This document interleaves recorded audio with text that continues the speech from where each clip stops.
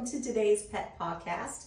I'm your host, Dr. Roberta Westbrook, and you're here with us at the Campus for All Animals, the Houston SPCA. And I would love to introduce you to our pet of the week this week. This is Ezra. Ezra is a 10-week-old male neutered kitten who came to us as a stray kitten looking for a new home. And he's just so playful and he's so sweet. You can see he loves to play with his toys. And so we would encourage you to come on down to our adoption center. We're open every day from 11 a.m. to 6 p.m.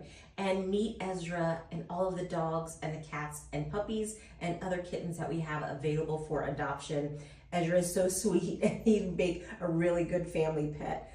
So we are going to talk today about household hazards in your home. If you're considering bringing a new pet to your home, like Ezra, you want to make sure that you pet-proof your home and that you make sure that items that you have in your home are kept out of the reach of your pets so that you can keep them safe.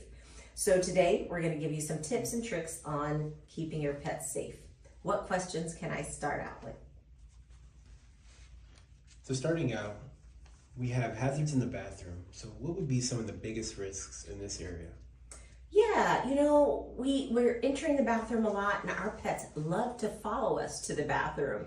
And there are certainly things that can be harmful to your pet there. One of the things that you should consider are cleaning supplies that can be found in your restroom.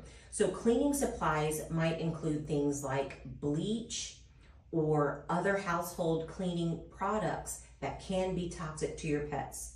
One thing that you can do is make sure that the lids, the tops for those chemicals are tightly sealed and that there's no leakage in the cabinet area or on the floor.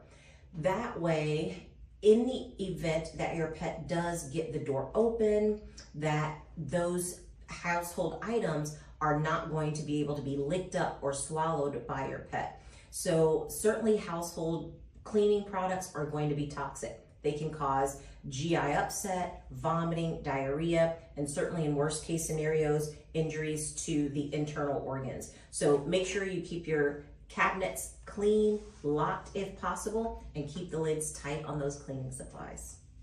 So there is a common running joke in cartoons and really all media about dogs and drinking toilet water. Can you talk about how dangerous that is? Sure. So we want to always provide fresh, clean water for our pets. And we don't want them to drink the toilet water because certainly there can be chemicals in the toilet from cleaning. There can be products that are mixed with the water. There's certainly excrement and human material that's going to be found in that toilet water. And so it's not the healthiest source. So always consider keeping the lid closed. That way, when your pets are thirsty, you can provide fresh, clean water for them to drink at all times. How can personal care products like shampoos, soaps, and lotions be harmful to our pets? So you want to make sure that anytime your pet is in the bathroom, that they just don't have access to things that they should not eat. It's not uncommon for pets to want to taste things with their mouths, like Ezra's doing. It's very common, but some of these products certainly contain toxic chemicals, and you want to make sure that you are keeping your pets protected from those chemicals. So keep your shampoos, keep your soaps, keep your lotions, again, out of the reach of the pets so that they don't ingest those. We are looking at vomiting, diarrhea, and even ulceration for some products if we have your pet ingest some of those items. Now, when you say out of reach, what would you suggest the average pet owner put all these shampoos and medications? Ideally in a locked cabinet or a cabinet with a door that cannot be opened easily. Pets are very smart and sometimes they can use their paws to pull the doors open. If you can either have a latch on the doors or a lock on the door, or potentially house them in high places in a cabinet high up where maybe your dog or cat can't get to, maybe even inside the shower, places that they're not going to readily get to, that would be the best place to store them. Moving from the bathroom, we're going to go into the kitchen. Now, what are some of the biggest risks in this area?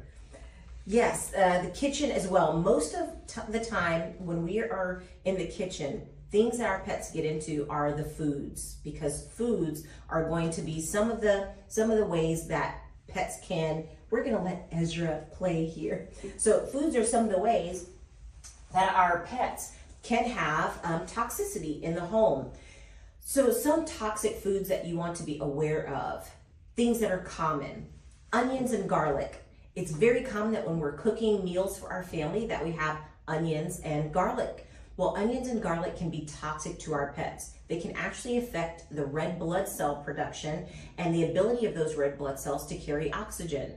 That can lead to difficulty breathing in our pets and in worst case scenarios, hospitalization. So onions, garlic, keep away from pets. There are other toxic foods as well, like grapes and raisins, a very common snack. Grapes and raisins can also cause liver and kidney toxicity in your pets. So keep them away from grapes and raisins. The most difficult part about grapes and raisins is that we're not always sure how many grapes or raisins could be toxic to your pets. So keep all of them away from your pets so that they will be safe. How can pet owners keep knives and scissors and any other sharp objects like that away from their pets but easily accessible to them? Right, so if you do a lot of arts and crafts and maybe you have sharp objects, scissors or knives around, again, keep them safe in a compartment. You can keep them safe in a drawer, or you can purchase a container, maybe sort of like an instrument case that can be locked and kept in a cabinet so that pets are not easily able to get to those things. When you're using those items, you also want to make sure that your pets keep a safe distance from you. If you're actively using scissors or knives and you have cats that may be jumping on the table or jumping in your area, your workspace, you may want to either put your pets in a safe area while you're working or work in an area where you can keep the door closed and your pets are not going to be working in your space. Those sharp objects can cause lacerations to the paw or to even the oral cavities.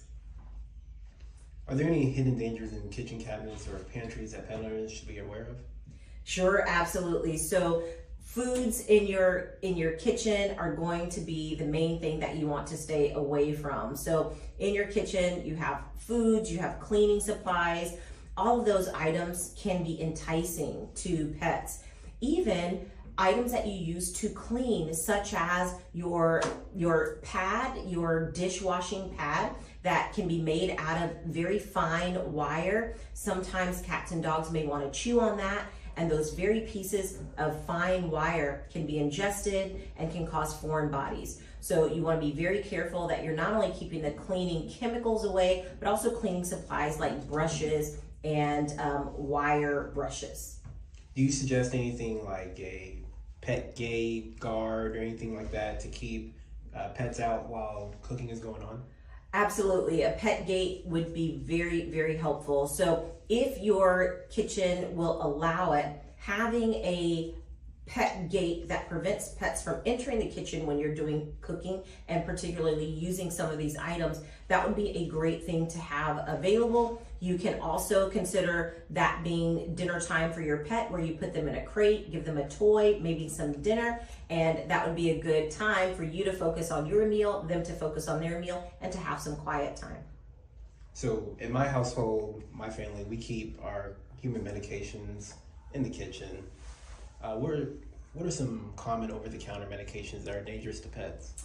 Right. So we always want our pets to be healthy, and if we notice that our pets are in pain or don't feel well, it's not uncommon for us to want to medicate them at home. And we think, well, if I can take this medication, then maybe I can give this medication to my pet. Ideally, you would not have medications that you give to yourself that you would give those to your pet, or give your pet access to those medications.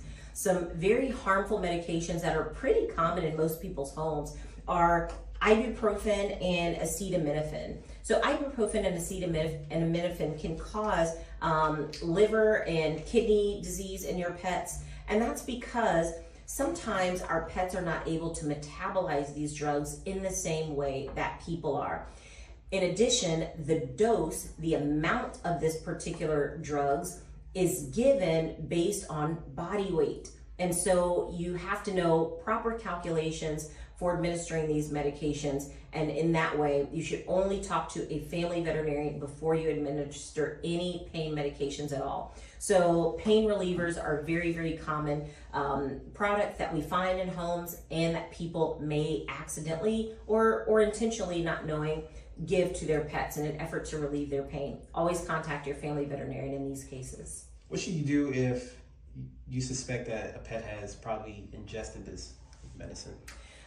First thing I would do is contact your family veterinarian. If your family veterinarian is not open, contact an emergency hospital, because the longer these drugs are in the system, it's more opportunity for the body to try to metabolize them, and we're at greater risk for liver and kidney disease. So contact your family veterinarian right away. In some cases, your veterinarian may instruct you to induce vomiting or to give a product, usually hydrogen peroxide, to cause a little bit of stomach upset and to allow your pet to vomit the medication up. But again, I would only do this under the instruction of your family veterinarian, and allow your family veterinarian to give you the right dose and the right product to help to be able to do that.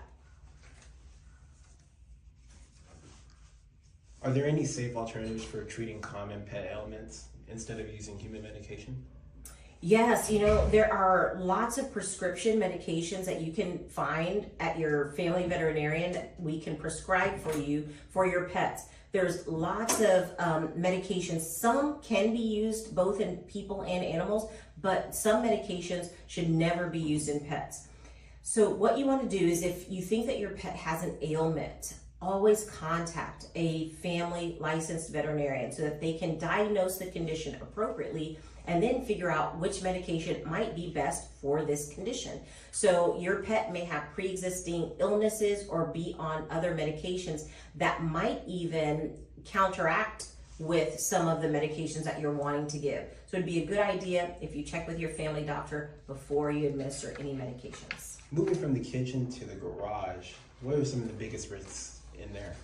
Oh, right. So in the garage, one of the main toxicities that we see from a chemical that's commonly found in the garage is ethylene glycol poisoning.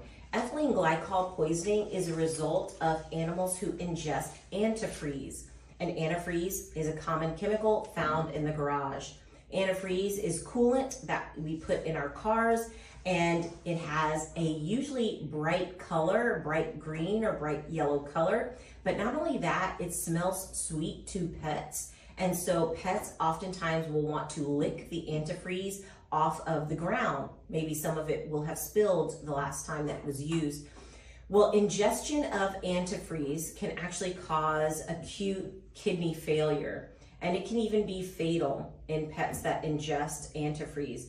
So keeping this, again, the lid closed tightly, kept out of reach on a shelf, high up in your garage, and making sure that you rinse your garage floor clean after every use of antifreeze. This will help to keep your pet safe and hopefully prevent a potentially fatal condition.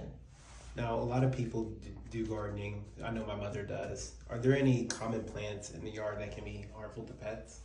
Yeah, so it's springtime, summertime, we love to have beautiful flowers around, but sometimes these plants and flowers can be toxic. And there's some very common ones: oleander and foxglove and Japanese yew. There's lilies. There's lots of household plants that can be toxic. So what you can do is you can always contact a poison control center. You can also Google online toxic plants for your pets. And that way, when you're planning your gardening for the summer, you can purchase plants and flowers that are not toxic to your pets. You can make sure that you're purchasing plants and flowers that are not toxic, or you're going to have to prepare your yard so that you can keep your pets out of the yard and make sure that they are on a leash or that you're observing them while they're out playing in the yard. Sago palm is another very common outdoor plant for backyards, and it is also extremely toxic. Sago palm, all of the parts of the sago palm if ingested, can lead to liver and kidney failure. So this is a very common toxicity that we see in veterinary medicine, and we encourage you to keep your pets away from sago palms. Are there any safe places to store the common plant gardening tools or anything like that to keep your pets from getting into them? Yes, sure. You always want to make sure that if your pets are in the yard, that you can keep all of these tools safe. The main way that you can do that is have like a shed or some type of a cabinet where you can keep all of these chemicals and tools and keep the doors closed and locked and out of reach of your pets. Back to the kitchen, you did mention some medicines that pets are able to take for their ailments. I believe you have something with you. Is that? Yes, sure. So, these medications, ibuprofen and acetaminophen, you don't want to use these for your pets, but there are some medications in your home that veterinarians may actually prescribe. For example, if your pet has allergies, if your pet is sneezing or itchy, and your veterinarian thinks that your pet may have a little bit of allergies, sometimes we will prescribe medications like Benadryl and antihistamine. Benadryl is generally safe for pets, and it's a common household medication, and it's also a medication that perhaps your family veterinarian may prescribe to your pet in times of need. So certainly there are some medications that can be administered to your pet, but only under the instruction of a licensed veterinarian. Now, last Saturday was National Prevention of Pet Choking Day. I see that you have some batteries with you. I believe, is that related to that?